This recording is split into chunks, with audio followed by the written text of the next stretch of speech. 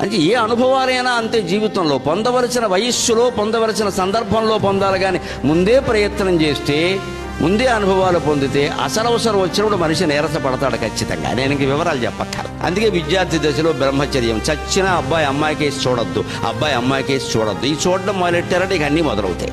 చూడొద్దని చెబుతారు. అంతవరకు ఖచ్చితంగా చెబితే ఏదో చూసినా ఊరుకుంటారులే. మనం చూస్తే ఏమైంది, మాట్లాడితే ఏమైంది, ఇంకా నీ ఏం చేస్తే మాత్రం ఏమైంది, ఇదే వస్తుంది వ్యవస్థలో మొత్తం. మొత్తం విద్య పాడైంది వేళ.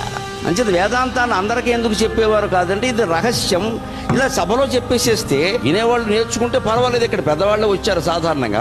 వేద విద్య అలాంటిది కాదండి. వేదాంతం చెప్పాలంటే అది చెప్పాలి. అందుకని ఆ పరిపక్వత వచ్చిందా లేదా చూసి చెప్పేవారు ఉపనిషత్తులు. నేను ఆ విషయం చెప్పడానికి మీకు చెబుతాను. అందుకని ఉపనిషత్తులు నేను బోధించట్లేదు ఇక్కడ. ఇలా తేలిగ్గా బోధించగలిగేవి కావు. నేను కూడా ఇంటి దగ్గర ఏడిచి ఏకాంతంగా చదువుకుంటేనే నాకు వస్తాయి. ఇంత తేలిగ్గా వచ్చేవి కాదు. ఊరికి ఉదాహరణకి చెప్పా ఇలా ఉంటుంది.